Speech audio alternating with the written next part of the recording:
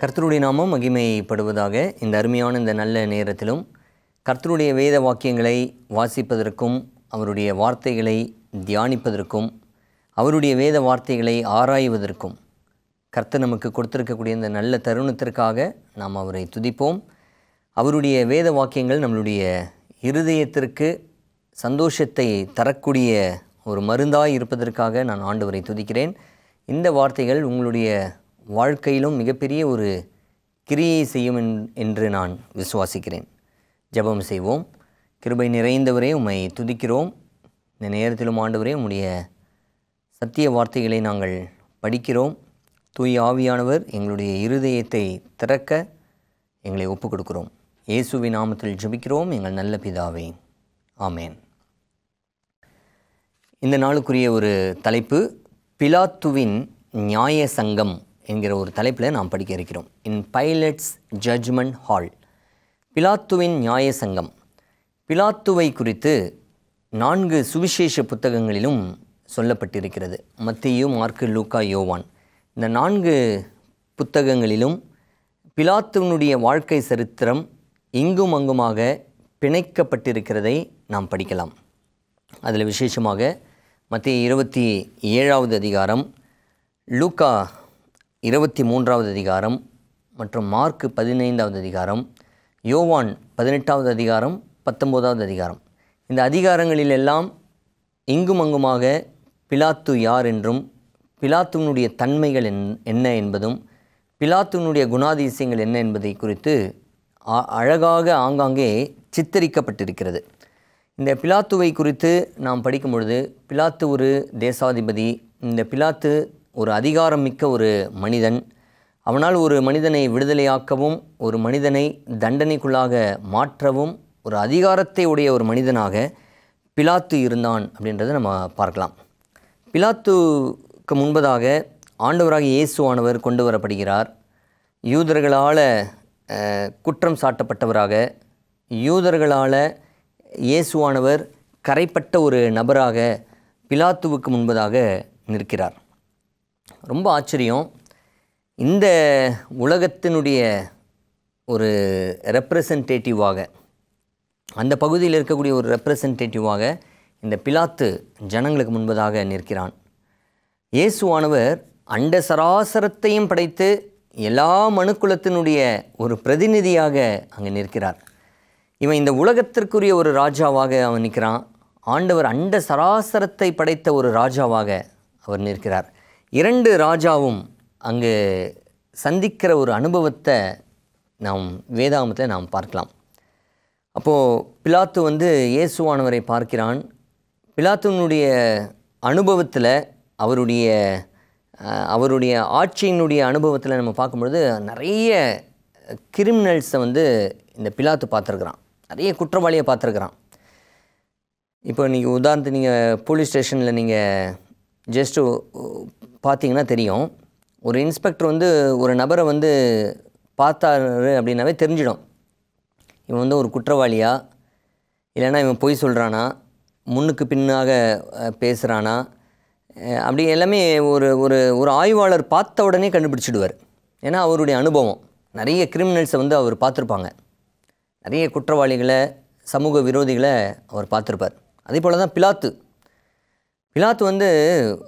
அந்த ஒரு போஸ்டிங் கடைநிலையிலேருந்து அந்த போஸ்டிங்க்கு அவர் உயர்ந்து இருக்கிறார். நிறைய பேர் அவர் அனுபவத்தில் பார்த்துருப்பார். நிறைய குற்றவாளிகளை பார்த்துருப்பார். அப்போ இயேசுவானவரை பார்க்குறாரு. நிறைய குற்றவாளிகளை சந்தித்து இயேசுவானவரை பார்க்கும் பொழுது பிலாத்துக்கு ரொம்ப ஆச்சரியம். இயேசுவானவருடைய முகத்தில் அவ்வளோ ஒரு சாந்தத்தை நாம் பார்க்க முடிந்தது. இயேசுவானவருடைய முகத்தை அப்படியே யோசித்து பார்க்கும்பொழுது எந்த ஒரு குற்ற உணர்வு அங்கு அவரிடத்தில் காணப்படாததை பார்த்து பிலாத்துவே ஆச்சரியப்படுறார். எத்தனையோ பேரை பார்த்துட்டேன், ஆனால் இந்த நபர் முகத்தில் ஒரு பெரிய ஒரு அமைதி, ஒரு சாந்தம் இதெல்லாம் இருக்குது அப்படின்னு சொல்லிட்டு பிலாத்துவுக்கு ரொம்ப ஆச்சரியம். அதே சமயத்தில் இயேசுவானவர் எந்த ஒரு பயந்த சுபாவத்தோடு அங்கே நிற்கலை.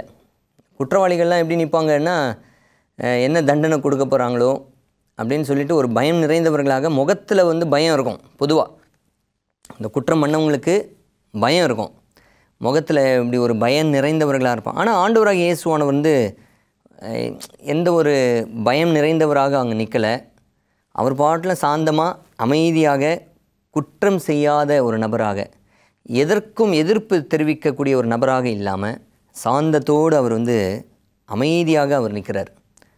இயேசுவானவருடைய முகத்தை பிலாத்து பார்த்த பொழுது பிலாத்து கண்டுபிடிச்சிட்டாரு, இது வந்து குற்றவாளியினுடைய முகம் அல்ல, மாறாக இந்த பரலோகத்தினுடைய ஒரு அடையாள சின்னமாக இவர் இருக்கிறாரு அப்படின்றத பிலாத்து கண்டுபிடித்தான்.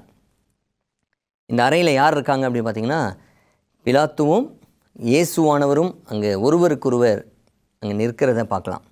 யூதர்கள்லாம் எங்கே இருந்தாங்க தெரியுங்களா? இந்த பிலாத்துனுடைய நியாய சங்கத்திற்கு வெளியே அவங்க நிற்கிறாங்க. நியாய சங்கத்துக்குள்ளே வரல. அவங்களாம் வந்து அந்த நியாய சங்கத்துக்கெலாம் வெளியே தூரம் நிற்கிறாங்க. ஏன் நிற்கிறாங்க தெரியுங்களா? ஏன்னா இயேசுவானவர் கொண்டு வரப்பட்ட நாள் எப்படிப்பட்ட நாள் அப்படின்னா, பஸ்கா பண்டிகையினுடைய சமீபம். பஸ்கா பண்டிகை வரப்போகிறதுனால எந்த ஒரு குற்ற வழக்கிலும் சரி, நியாய சங்கத்திலும் சரி அவர்கள் செல்லுவது யூதர்களுக்கு அது வழக்கமல்ல. ஏன்னா கரைப்படக்கூடாது அப்படின்னு அவங்க நினச்சாங்க. அதனால் நியாய சங்கத்துக்குள்ளாக நான் போனேன் அப்படின்னா நான் பஸ்கா பண்டிகையை பூரணமாக என்னால் அனுசரிக்க முடியாது அப்படின்னு சொல்லிட்டு யூதர்கள் கருதினதினால அவங்க நியாய சங்கத்துக்குள்ளே போல, அவங்க எல்லாமே நியாய சங்கத்துக்கு வெளியே நின்று கொண்டிருந்தாங்க. பஸ்காவுக்காக அவர்கள் வந்து வெளியே நின்று காத்து கொண்டிருந்தாங்க. ஆனால் ஒரு ரியல் பஸ்காவே எங்கே தான் இருக்கிறாங்க? ஒரு உண்மையான ஒரு பஸ்கா ஆட்டுக்குட்டி எங்கே தான் இருக்கிறாங்க? நியாய சங்கத்துக்கு முன்பதாக நிற்கிறத யூதர்கள் அறியாமல் போய்விட்டார்கள். அதான் ரொம்ப ஆச்சரியத்தை தருகிறது. இந்த நியாய சங்கத்தில் இருக்கக்கூடிய இவர் தான் உலக இரட்சகர், இவர் தான் மேசியா, இவர் தான் அடிக்கப்பட போகிற ஒரு ஆட்டுக்குட்டி அப்படின்றத யூதர்கள் அறியாமல், மேசியா வரப்போகிறார், உலக இரட்சகர் வரப்போகிறார், ஆட்டுக்குட்டி பஸ்காவின் ஆட்டுக்குட்டி அடிக்கப்பட போகிறது அப்படின்னு சொல்லிட்டு அவர்கள் எல்லாரும் வெளியே நின்று காத்து கொண்டு இருக்கிறார்கள். இயேசுவை என்ன பண்ணிட்டாங்களாம்? அவங்க விட்டுட்டாங்களாம். இப்போது பிலாத்துவும் இயேசுவானவருடைய ஒரு கான்வர்சேஷன் அங்கே பார்க்கும்பொழுது பிலாத்து அநேக கேள்விகளை கேட்குறான் இயேசுவை பார்த்து. ஆனால் இயேசுவானவரோ ஒரு மாறுத்தரமாக அவர் சொல்லலையாம், அமைதியாக இருந்தாராம். இவனே ரொம்ப ஆச்சரியப்பட்டுட்டான். ஏன்னா இவ்வளோ குற்றச்சாட்டுகள் வந்திருந்த பொழுதிலும் இயேசுவானவர் வந்து ஒரு வாயை கூட அவர் திறக்கலையே அப்படின்னு சொல்லிட்டு அவன் ரொம்ப ஆச்சரியப்படுறான். அப்போது பிலாத்து வந்து இயேசுவானவரை பார்த்து சொன்ன ஒரு விஷயத்தை யோவான் பதிவு செய்கிறார். அதை நம்ம வாசிப்போம். யோவான் 19வது அதிகாரம் 10வது வாக்கியம்.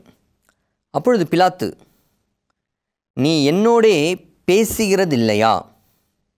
உன்னை சிலுவையில் அறைய எனக்கு அதிகாரம் உண்டென்றும் உன்னை விடுதலை பண்ண எனக்கு அதிகாரம் உண்டென்றும் உனக்கு தெரியாதா என்றான்.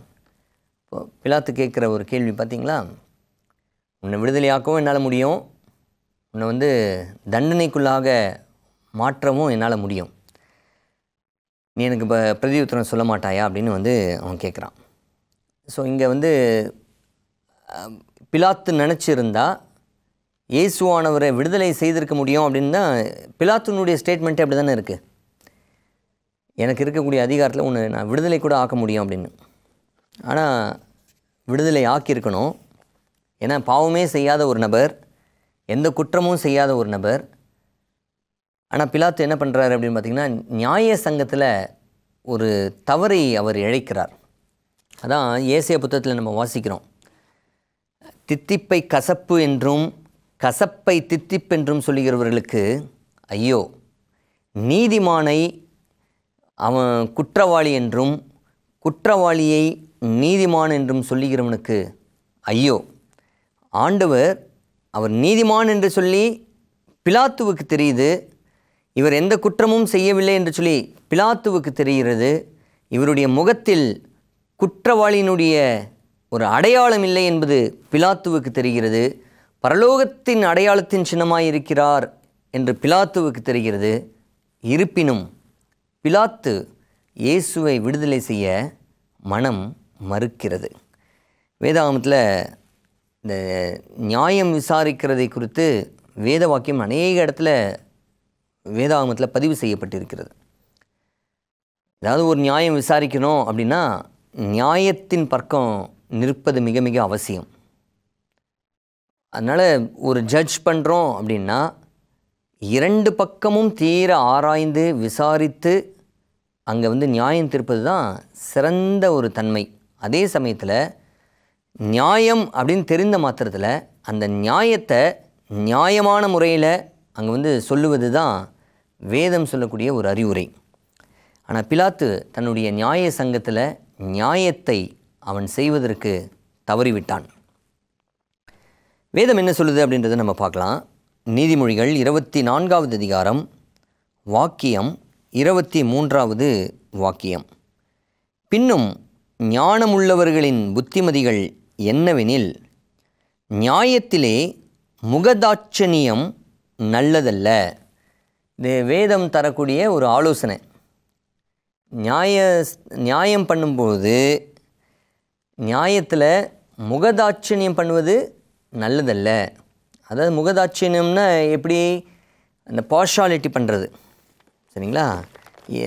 இது நீங்கள் வேதாகமத்தில் நீங்கள் பார்ப்பீர்கள் என்றால் லேவியராகமம் 19வது அதிகாரத்தில் நம்மளுக்கு அழகாக அங்கே சொல்லப்பட்டிருக்கிறது. லேவியராகமம் 19வது அதிகாரம் வாக்கியம் 15வது வாக்கியம். நியாய விசாரணையில் அநியாயம் செய்யாதிருங்கள், சிறியவனுக்கு முகதாட்சணியம் செய்யாமலும் பெரியவனுடைய முகத்துக்கு அஞ்சாமலும் நீதியாக பிறனுக்கு நியாயம் தீர்ப்பாயாக. இதுதான் வேதம் சொல்லக்கூடிய ஒரு கட்டளை. நியாயம் அப்படின்னு வந்துருச்சு அப்படின்னா ஒரு வழக்கில் நியாயம் எதுவோ அந்த நியாயத்திற்கு நீதியாக என்ன பண்ணணுமா, தீர்ப்பு செய்யணுமா. இதுதான் வேதம் சொல்லக்கூடிய ஒரு ஆலோசனை. நியாயத்தில் முகதாட்சணியம் பண்ணுவது நல்லதல்ல. சிறியவன் அப்படின்னு சொல்லிட்டு நம்ம இறங்கவோ பெரியவர்கள் என்று சொல்லி அஞ்சவோ அவசியம் இல்லை. நீதியாக நியாயம் தீர்ப்பீர்களாக. இப்போ பிலாத்துவனுடைய அனுபவத்தில் நீங்கள் யோசிச்சு பாருங்களேன். பிலாத்துவுக்கு தெரியுது இயேசுவானவர் எந்த பாவமும் செய்யலை அப்படின்னு சொல்லிட்டு. பிலாத்து கண்டுபிடிச்சிட்டான் இவர் ஒரு குற்றமும் இல்லாத ஒரு மனிதர் என்று. இருப்பினும் விடுதலையாக்க அதிகாரம் இருந்திருந்த பொழுதிலும் பிலாத்து என்ன பண்ணாராம், நியாயத்தில் முரண்பாடு செய்ததை நம்ம பார்க்குறோம். இயேசுவானவர் விடுதலை செய்திருக்க வேண்டும், மாறாக இயேசுவானவர் என்ன பண்ணலையா, விடுதலை செய்யவில்லை. இன்னொரு வாக்கியத்தை நம்ம வாசிக்கலாங்களா? நீதிமொழிகள் 28வது அதிகாரம் 21வது வாக்கியம் இவ்விதமாக சொல்கிறது. முகதாட்சணியம் நல்லதல்ல, முகதாட்சணியம் உள்ளவன் ஒரு துண்டு அப்பத்துக்காக அநியாயம் செய்வான். இந்த வேத வாக்கியம் ரொம்ப அழகாக சொல்கிறது. யாரெல்லாம் பார்ஷாலிட்டி பண்ணுறாங்களோ, சரிங்களா, பார்ஷாலிட்டி யாரெல்லாம் பார்க்குறாங்களோ, முகதாட்சணியம் யாரெல்லாம் பார்க்குறாங்களோ, அவங்க ஒரு துண்டு அப்பத்துக்காக அவங்க என்ன பண்ணுவாங்களாம், அநியாயம் செய்வார்களாம். இப்போ பிலாத்து இது மாதிரி தான் அநியாயம் செய்தார். என்ன அநியாயம் செய்தார்? விடுதலை ஆக்கியிருக்க வேண்டிய இயேசுவை அவர் விடுதலை ஆக்காததுனால இயேசுவானவர் நீதிமான் என்று தெரிந்திருந்தும் குற்றவாளியாக தீர்த்ததாக நாம் வாசிக்கிறோம். ஒரு துண்டு அப்பத்துக்காக அநியாயம் செய்வான். ஒரு துண்டு அப்பம், ஜஸ்ட் ஒரே ஒரு ஸ்லைஸ் ஆஃப் பிரெட்டு, ஒரு ஆஃப் பிரெட்டுக்காக அநியாயம் செய்கிறது. இதுதான் இன்றைக்கி என்ன பண்ணிக்கிட்டு இருக்காங்க தெரியுங்களா? இந்த ஒரு துண்டு பிரெட்டு இருக்குது பாருங்கள், ஒரு துண்டு அப்பம், அதுதான் இன்றைக்கி லஞ்சம் வாங்கி இன்றைக்கி என்ன பண்ணுறாங்கன்னா, நீதிமான குற்றவாளியின் என்றும் குற்றவாளியை நீதிமான் என்றும் சொல்லி இன்றைக்கி சொல்லிக்கிட்டு இருக்காங்க. சரி, இது பரவலாக வெளிப்புறத்தில் தான் நடக்குது அப்படின்னா சபையிலையும் இதுதான் பிரச்சனை. சபையிலையும் இது பிரச்சனை, குடும்பத்துலேயும் இதே பிரச்சனை. யார் பக்கம் சரி, யார் பக்கம் நியாயம் எது நீதி எதுன்னு தெரிந்திருந்து சரியான முறையில் நியாய தீர்ப்பு கொடுக்காதனால இந்த பிரச்சனைகள் ஏற்படுகிறத நாம் பார்க்கலாம். இயேசுவானவருக்கு தீர்ப்பு கொடுக்கக்கூடிய ஒரு நேரம் வந்தது. பிலாத்து தீர்ப்பு கொடுக்கக்கூடிய நேரம். அந்த நேரத்தில் ஒரு அற்புதமான ஒரு சம்பவத்தை இவர் மத்தேயு அழகாக பதிவு செய்கிறார். ரொம்ப ஆச்சரியம், ரொம்ப ஒரு பிடித்த ஒரு வசனம். மத்தேயு 27வது அதிகாரத்தில் 19வது வாக்கியத்தை நம்ம வாசிக்கும் பொழுது, பிலாத்து ஒரு நியாயத்தை கொடுக்க போகிறாரு, ஒரு ஜட்ஜ்மெண்ட்டை கொடுக்க போகிறாரு. கொடுக்கக்கூடிய ஒரு நேரத்தில் வேக வேகமான ஒரு செய்தி ஒன்று பிலாத்துவை நோக்கி வருகிறது. அது ரொம்ப ஆச்சரியம். மத்தேயு 27வது அதிகாரம் வாக்கியம் 19வது வாக்கியம். அவன் நியாயாசனத்தில் உட்கார்ந்திருக்கையில் அவனுடைய மனைவி அவனிடத்தில் ஆள் அனுப்பி, நீர் அந்த நீதிமானை ஒன்றும் செய்ய வேண்டாம், அவர் நிமித்தம் இன்றைக்கு சொப்பனத்தில் வெகு பாடுபட்டேன் என்று சொல்ல சொன்னாள். என்ன ஒரு ஆச்சரியம் பார்த்தீங்களா? இதை சொன்னது யார் அப்படின்னா பிலாத்துனுடைய மனைவி. இந்த பிலாத்துனுடைய மனைவி வேதாமத்தில் பதிவு செய்யப்படலை. அவங்களுடைய பெயர் நீங்கள் எங்கள் கூகுள் சர்ச்லலாம் நீங்கள் போய் பார்த்தீங்கன்னா ப்ரோக்கியா அப்படின்னு அவங்களுடைய பேர் இருக்கும். சில இடத்துல கிளாடியா ப்ரோக்கிலா அப்படின்னு கூகுள் சர்ச்சில் நீங்கள் பார்க்கலாம். யாருன்னா பிலாத்துனுடைய மனைவினுடைய பெயர். இந்த பெண்மணி ஒரு யூத பெண்மணி அல்ல, ஆண்டவரை பற்றி அறிந்த ஒரு மகள் அல்ல. அதான் இதில் ஒரு பியூட்டி. ஆண்டவரையே அறியாத ஒரு மகள், ஆண்டவரை பற்றி ஒரு விழிப்புணர்வு இல்லாத ஒரு மகள். அந்த சகோதரிக்கு சொப்பனத்தில் ஏற்பட்ட ஒரு பெரிய ஒரு பாதிப்பு. அப்படி என்ன அந்த சொப்பனத்தில் அவங்க பார்த்தாங்க அப்படின்னா, சகோதரி எலன் ஜி ஒயிட் அவர்கள் சொல்லக்கூடிய ஒரு சகோதரி தன்னுடைய ஆவிக்குரிய ஒரு புத்தகத்தில் எழுதுகிறாங்க. இந்த சகோதரி என்ன சொப்பனத்தை அந்த சகோதரி கண்டாள் அப்படின்றத அவங்க சித்தரித்து எழுதுகிறாங்க. எப்படி எழுதுகிறாங்க அப்படின்னா, இந்த சகோதரி பிலாத்துனுடைய மனைவி ஒரு யூத சகோதரி அல்ல. அவங்க பார்த்த ஒரு காட்சி என்ன அப்படின்னா, இயேசுவானவரை கையெல்லாம் கட்டி அவரை அப்படியே பரியாசம் பண்ணி அப்படியே கொண்டு வரக்கூடிய ஒரு காட்சியை சொப்பனத்தில் பார்க்குறாங்க. அவரை இயேசுவானவரை கொட்டுவதும், பரியாசம் பண்ணுவதும், துப்புவதும், அவருக்கு முள்முடி சூட்டுவதும், இதெல்லாம் இந்த காட்சிகளெல்லாம் இந்த சகோதரி என்ன பண்ணுறாங்களா பார்க்கிறார்கள். ரொம்ப ஆச்சரியம். இந்த சகோதரி இயேசுவானவனுடைய ஒரு படுத்துயர்களையும் கஷ்டங்களையும் இந்த சகோதரி பார்ப்பதான ஒரு காட்சி. பிறகு தன்னுடைய கணவனுக்கு முன்பதாக நிற்கக்கூடிய ஒரு காட்சியை இந்த பெண்மணி பார்க்குறாங்க. அதான் ஜட்ஜ்மெண்ட் சீன். ஒரு நியாய தீர்ப்பின் ஒரு காட்சியை இந்த சகோதரி பார்க்குறாங்க. பிற்பாடு இயேசுவானவர் அந்த கல்வாரியை நோக்கி செல்வதும், அந்த கல்வாரியில் இயேசுவானவர் தொங்கக்கூடிய ஒரு காட்சியையும், இயேசுவானவர் மறுபடியும் 2ஆம் முறை இந்த உலகத்திற்கு வரப்போகிற ஒரு காட்சியும், அவர் நியாய தீர்ப்பு கொடுக்க போகிற ஒரு காட்சியும். இப்போது முன்னாடி யார் கொடுக்குறாரு? இந்த பிலாத்து கொடுக்குறாரு நியாய தீர்ப்பு. ஆனால் இயேசுவானவர் 2ஆம் முறைக்கு பிற்பாடு அவனவனுக்குரிய ஒரு பலனை கொடுப்பதற்கு வர ஒரு நியாய தீர்ப்பின் காட்சியை இந்த அம்மா பார்க்குறாங்க. இதை பார்த்த உடனே அவங்களுக்கு ஒரு பெரிய திகைப்பு. உடனே அலறி அடித்து அப்படியே எழுந்துக்கிறாங்க. எழுந்த பிற்பாடு தெரிகிறது தன்னுடைய கணவன் தவறு செய்ய போகிறார் என்று அறிந்து அந்த அம்மா வேக வேகமாக துரிதமாக ஒரு ஆள் அனுப்பி ஒரு செய்தியை கொடுக்கிறாள். இதுதான் நம்ம மத்தேயு 27 நம்ம வாசித்தோம். 27:19. அவன் நியாயாசனத்தில் உட்கார்ந்திருக்கையில் அவனுடைய மனைவி அவனிடத்தில் ஆள் அனுப்பி, நீர் அந்த நீதிமானை ஒன்றும் செய்ய வேண்டாம், அவர் நிமித்தம் இன்றைக்கு சொப்பனத்தில் வெகு பாடுபட்டேன் என்று சொல்ல சொன்னாள். பிரியமானவர்களே, இந்த வாக்கியங்களை நம்ம வாசித்து பார்க்கும் பொழுது என்ன ஒரு ஆச்சரியம் பார்த்தீங்களா? இப்போது பிலாத்துவுக்கு இந்த செய்தி வந்த உடனே பிலாத்து என்ன செய்திருக்கணும் அப்படின்னா, ஒரு துண்டு அப்பத்துக்காக அவன் அநியாயம் செய்திருக்கக்கூடாது. அவன் என்ன பண்ணியிருக்கணும் அப்படின்னா, அவனுக்கே தெரியுது இவர் நீதிமான் என்று, தன்னுடைய மனைவியின் மூலமாகவும் ஒரு சொப்பனத்தின் மூலமாகவும் ஒரு செய்தி வருகிறது, இவர் நீதிமான் என்று. தனக்கு அதிகாரம் இருந்திருந்த பொழுதிலும் அவர் என்ன பண்ணியிருக்கணும்னா விடுதலையாக்கியிருக்கணும். மாறாக இந்த பிலாத்து செய்த ஒரு செயல் என்ன தெரியுங்களா? தன்னுடைய பதவியை தக்க வைப்பதற்காகவும் அங்கே இருக்கக்கூடிய யூதர்களை பிரியப்படுத்துவதற்காகவும் அங்கே இருக்கக்கூடிய மக்களை கவரக்கூடிய விதத்திலும் தன்னுடைய செல்வாக்கை விட்டு கொடுக்கக்கூடாது என்பதற்காகவும் புகழுக்காகவும் பெருமைக்காகவும் அதிகாரத்திற்காகவும் என்ன பண்ணாராம்? அநீதி செய்தாராம். அதில் இன்னொரு சுவிசேஷ புத்தகத்தில் நீங்கள் வாசிக்கலாம். ஏரோதும் பிலாத்துவும் 2 பேர் முன்னாடி ஒரு காலத்தில் நண்பர்களாக இருந்தாங்க. கருத்து வேறுபாடு காரணமாக அரசியல் பிரச்சனையினால் 2 பேருமே பிரிஞ்சிட்டாங்க. இப்போது இயேசுவானவரை கொலை செய்ய ஒப்பு கொடுப்பதுனால மறுபடியும் அந்த பழைய ஃப்ரெண்ட்ஷிப் ஏற்படும் அப்படின்னு சொல்லி பிலாத்துவுக்கு தெரிந்த உடனே பிலாத்து என்ன பண்ணுறாராம்?